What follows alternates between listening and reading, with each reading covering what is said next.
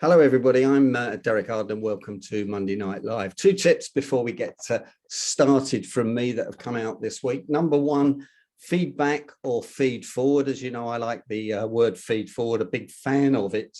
But to elicit feedback, Marshall Goldsmith, one of the top coaches in the world, says there's only one question you should ask people about yourself. How can I get even better? What can I do to get even better? That is the only question. And the second point is reframing, such an important subject. Tracy Hooper talked to us about it last week. And I was thinking about reframing the word negotiate, because as soon as you use the word negotiate in the UK, people go defensive, think it's going to be aggressive, think you're going to win more than them, rather than just saying, let's discuss how we can get a win-win, and then perhaps use a yes tag question like, we do want a win-win here, don't we, with the yes tag on the end. Anyway, back to the my main guest tonight, Cian Duggan, beer MSc. Let me tell you a little bit about Cian, and I'm going to read it out because Cian is a serial entrepreneur working at the intersection of technology, business and society. He's a guest lecturer at University of Surrey and a blockchain investor. Founder and director at Carbon Intelligence, the UK-based global data-driven carbon consultancy, which exists to enable businesses in a global zero carbon economy. And I remember when I heard Cian speak first, I realized that his first customer that he negotiated was the first one that really woke me up, and that was Tesco's. Cian, welcome to Monday Night Live. Thank you so much for joining us. Tell us a bit about Carbon Intelligence and what sparked that off. What got you going? Sure. First of all, thank you very much for inviting me along, Derek. It was lovely to meet you at the best morning meeting in Guildford. When I set up the business, when I set up Carbon Intelligence, Carbon Credentials as it was back then, we renamed to Carbon Intelligence a couple of years ago. I attended Best in Guildford for probably about 4 or 5 years, and it was really, really helpful in those early days. Because when I set it up, it was just based in my spare bedroom, helping kind of medium-sized businesses to understand that they could, be more efficient in the energy, electricity and gas that they were using in their buildings. Fast forward to now, and we've got about 160 people, mostly based out of our offices here on Regent Street, where I am right now. And we've got a collection of strategists, engagement people with very deep carbon expertise, very, very detailed data people. We've got a few teams building various bits of technology, and a collection of people who are helping with the governance of kind of multi-decade long net zero programs for our clients, who, as you mentioned, include the likes of Tesco's. We tend to work with large, global, complex companies who have got, thousands, tens of thousands of employees around the globe, tend to have, tens, hundreds, even thousands of locations, tend to have quite complex carbon problems to solve. And for the last nearly 15 years now, we've been helping them to understand, I suppose, simplistically, 3 answers to 3 questions. Where am I now? Where am I trying to go?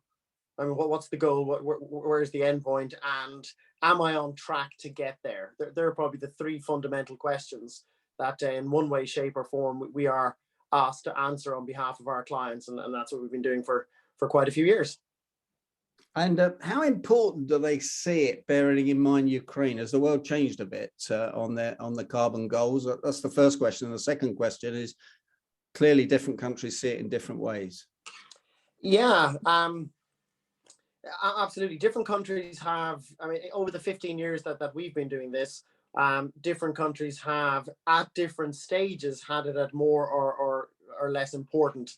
The UK was one of the first countries to put in a proper reporting framework, the 2008 Climate Change Act, that came in. That was a kind of a global first for a country to put that into practice, and that really helped us. That kick-started our business to be dealing with larger global businesses, because all of a sudden 2,000 entities here in the UK had to do an annual report to show how much carbon they were using in their day-to-day operations. It has kind of got more and less important over the years, so we have seen a few cycles now at this stage. We've seen large organizations talk about it a lot and employ a lot of internal people and build up internal teams. And then, so that was probably maybe 10 years ago, some of the forward-thinking companies were doing that. About 6 or 7 years ago, then it kind of came off the boil. A lot of those internal teams were disbanded. We were brought in, people kind of outsourced the problem to companies like ours, which was great. And then in the more recent past, we were a bit concerned when Corona happened and the lockdown happened that a lot of our multi-year programs might be stopped, but actually the reverse happened. It seemed like as companies were moving into a remote working and kind of dealing with different things, the climate change, sustainability, carbon agenda came further up in the minds of the C-suite. So CEOs and CFOs, in particular, and chief marketing officers were beginning to look at this a lot more seriously. We have seen for certain businesses that are particularly impacted by supply chain challenges with the Ukraine and with other general global supply chain challenges. Some of those in the more recent past have put a little bit of a pause on their activities in sustainability net zero, but it's quite sector specific and it is overshadowed, I would say, by the much larger tsunami of activity that's happening across all sectors. I think particularly in the financial sector, so the investors, financial services sector, have really been doubling down on their activity, the narrative, the desire to know where they are, where they're trying to go, and what should they be doing, and are they on track to get there? And do they do it? Say a multinational, I don't know, BP or someone like that's probably a bad example on carbon, isn't it? But do they have the same philosophy right across the globe? Or if they're operating in third world countries, do they have a different philosophy? So there's often an attempt at a central philosophy, but the practical application of that philosophy, it will change from region to region, even within the UK, we found, and definitely changes depending on the country, because different local countries will have different levels of ESG mandated reporting, or kind of voluntary reporting down at a local or at a country or a local level.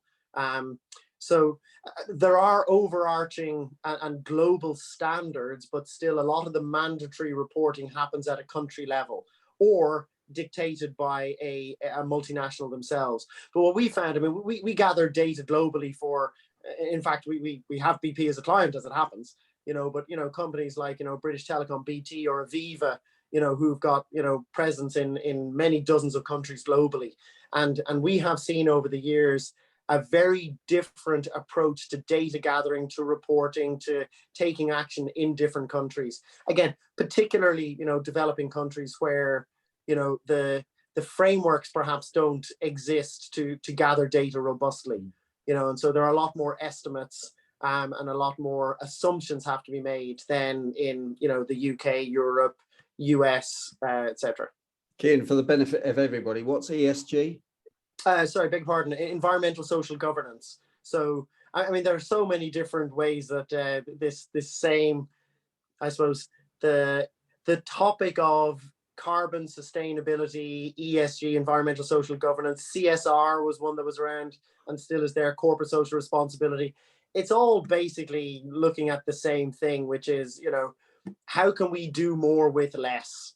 How can we use our resources, our capital better as a society, as a country, as a company, as a division or a branch within a company. It's all looking fundamentally at the same thing through slightly different lenses, but the same general thing. Environmental social governance, though, to answer your specific question. Now, one of the slides you sent me, which we've seems to have not been able to show, is this one. Oh, there you go. Which is from Simon Sinek's book, Start With Why. You put the book on there, but you say you show a great circle. What how and why. What's that slide all about?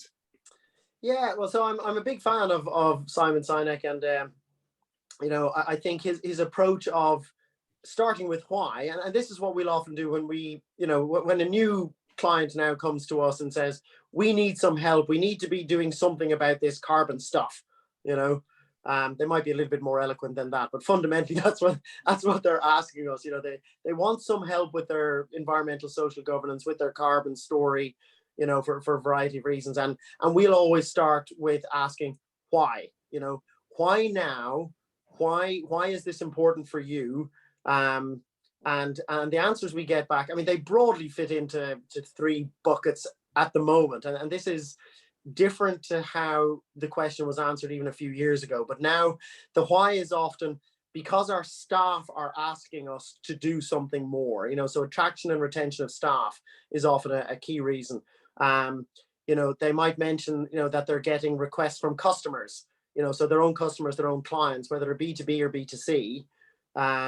They'll be getting sharper questions about, again, what are they doing, and are they on track? And for any organization that requires investment or funding for their ongoing operations or for expansion, the requirement from investors, so take commercial real estate, for example. That was one of the first sectors we saw a few years ago. The why for the commercial real estate funds became very clear a few years ago, that if they didn't have a plan, and if they weren't working towards a plan and communicating something around carbon, environmental, social governance, they were less likely to be able to raise their next round of tens or hundreds of millions of pounds to buy the next sets of buildings. So the why is really critical, because until we, and we Carbon Intelligence, we are, a bunch of engineers, strategists, engagement people. We can help companies to understand what they need to do, but for us to do our job, we need to understand why they are trying to do that. So it's quite important, to start with why, we find, because then the what and the how kind of tend to follow much more sensibly. Sure. Now, you're a serial entrepreneur. How did you build this company up to such 155 people? Sounds amazing. Totally outside my comfort zone, but you must be paying these guys a lot of money, actually. How did you do that? Sure. How did you fund it? Well, it's all been funded, bootstrapped, you might say. When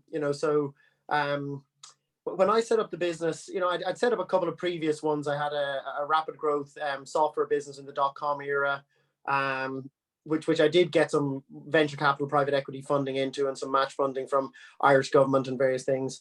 I then had a property-based business, and the funding for that came from mortgages and bank lending. So on the back of the property and the equity in properties we were developing. So that was kind of a slightly different funding model. But I set up this one just as 2007, 2008 had hit, and our property business, and it was myself and my wife were running that one, and our property business got completely hammered in the combination of the European property market hit plus the UK. So we didn't have any capital ourselves to invest, and so it was basically just hand to mouth. When I set up Carbon Credentials, we decided, and I brought in a wonderful chap, Richard Green, as my business partner, and we just kind of agreed. He also had set up various businesses before, and we kind of agreed somewhat jokingly that we had both had great businesses with great exit plans historically, and that this time we would just build a sensible business which was profitable on a quarterly basis, that was delivering success to our clients. Just really, really simple. And we wouldn't worry about, grand exit plans and how we were going to make billions, et cetera, because we both had a lot of hubris in our previous businesses. So we literally just built it on the back of sensible business practice. One of the things I did do in the very early days was I demanded from my clients that they pay me upfront before we started, that I would invoice right at the outset. And we had a lot of resistance from clients, and we just kind of went, no, we are not going to wait until we finish delivering and then invoice you and then have a 60, 90, 100-day wait. We said, no, we're just not going to do that. So we're good at what we do. And if you want to work with us, these are the terms. And we managed to get those terms agreed by some of the biggest organizations, in the UK, which, was both surprising. But I think for anyone who's starting out, if you can self-fund growth, if scaling, if your cash flow, because as we all know, I mean, cash flow is what kills most small businesses in the growth phase. And if you can manage to continue to have reasonable cash flow whilst growing and while scaling, it makes life so much easier. And that's what we managed to do. And the other thing I did was, as we grew, from just me to 2 to 5 to 10 to 20, etc., I was always on the lookout for who could I bring into the business to strengthen the governance of the business, because, I was under no illusions that I had all the answers. I'd set up a few businesses before. The biggest of those went to a total headcount of about 50. In fact, they both went to a headcount of about 50. So it became clear after the first couple of years that this had a potential to be much bigger than either of those. So I knew I would need much better people than me around the table, around the boardroom table.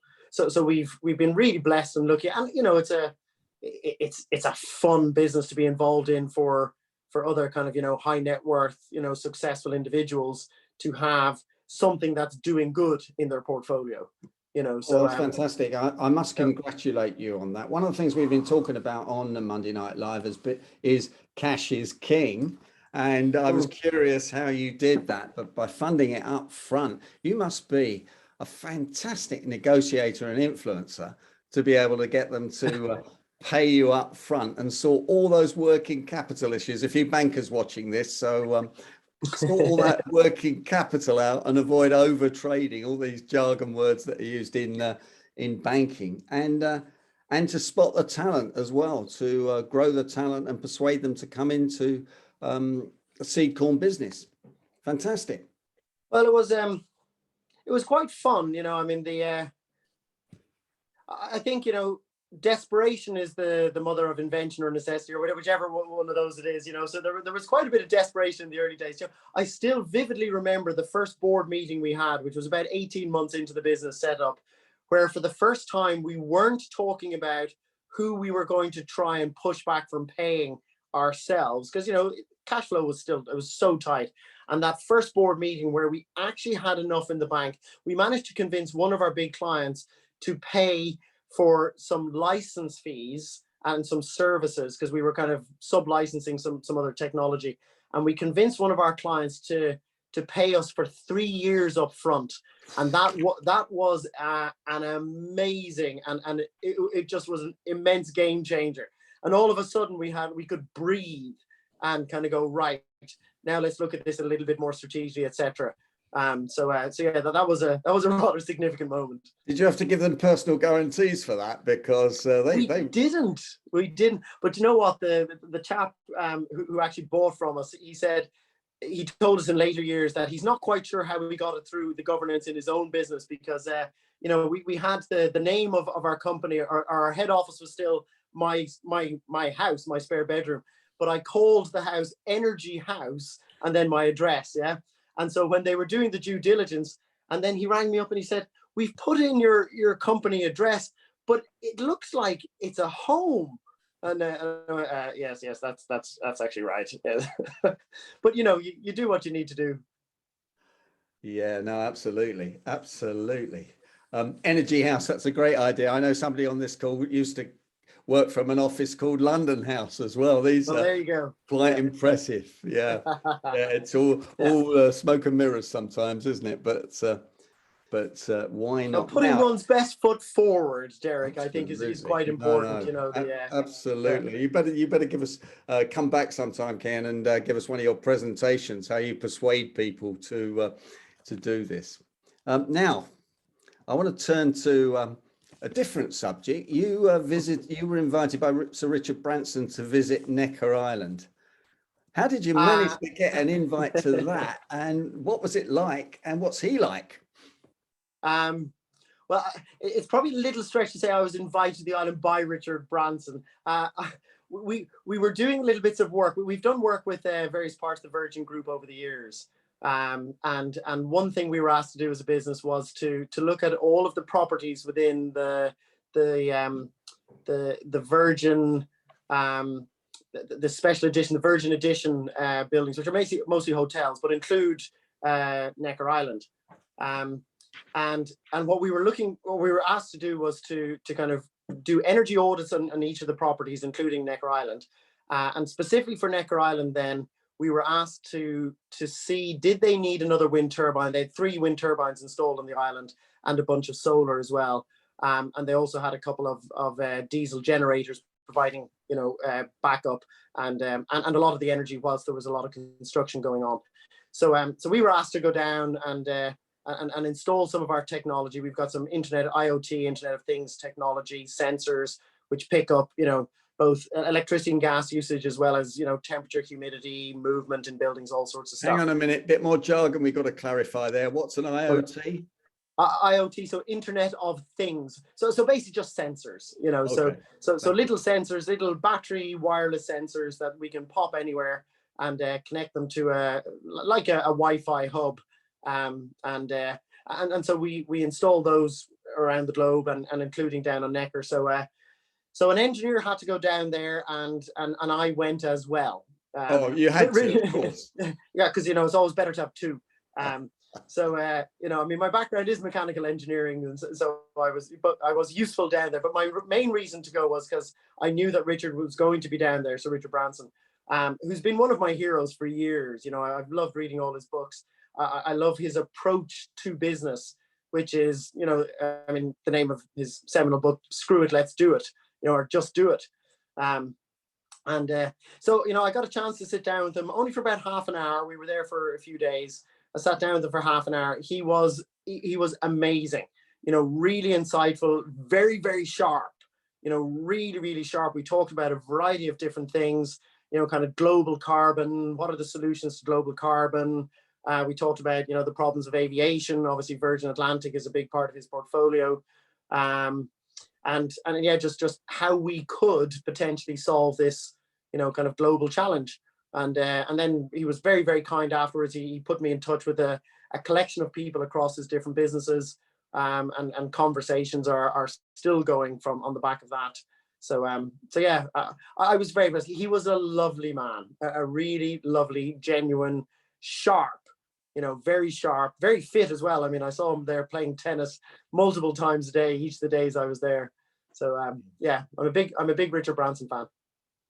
Don't forget, everybody, to put any short, sharp, specific questions in the chat box for Ken. Ken, the last thing I wanted to ask you was 155 people, and you told me you're very selective on how you pick people. Tell me about your strategy for employing people. So we figured out when we were about, I think we were about 30 or 40 strong. So it's a few years ago now. And we realized that we had a number of people join us who then we asked to leave or moved on before their kind of, initial probation period was over. And for a business with, 20, 30 people, it's really painful and it's very effortful and it's very time consuming to, bring people in, train them up, introduce them to clients, and then not continue with them working for us and with us.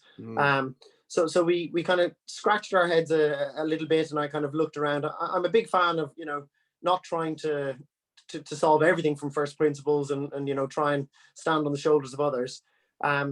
So I found a book called Hiring for Attitude, which seemed to have a lot of the answers. And so we tried it. And actually that was combined also with, we looked at our own values as a business, because I found fairly early on, I found a great bit of research that showed professional services businesses that had survived through the decades versus those that didn't. And the single biggest differentiating factor was value and culture.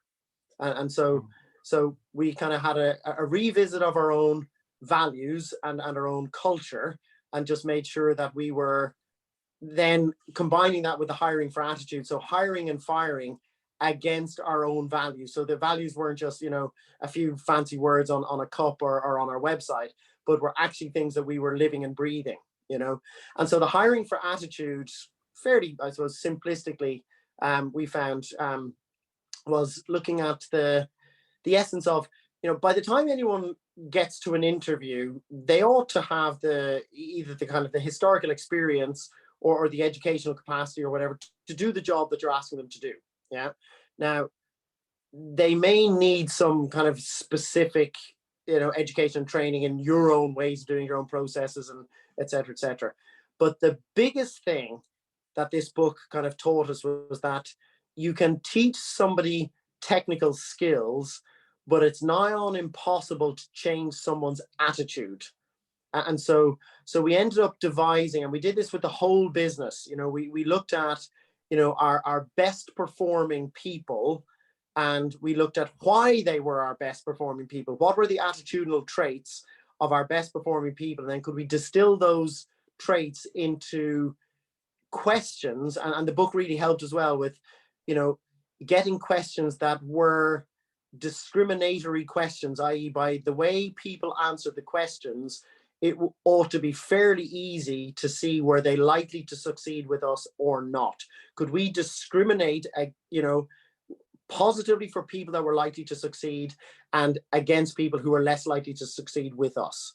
And I know that discrimination is often a word that's like thought to be an awful word these days, but it's essential when you're hiring someone, because hiring someone that doesn't work out is really bad for the person themselves as well as the business. And so I'm on a bit of a one-man mission to try and kind of maybe communicate with people that are, or to let our people here know that we all judge and we all need to discriminate in ways that lead to better outcomes, or else we will end up with very ineffective organizations.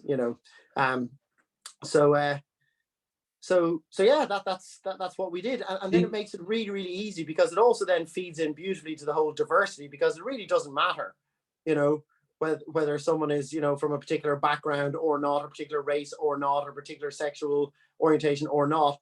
It's down to, do they have what we think it will take from an education or experience point of view? Yes, no.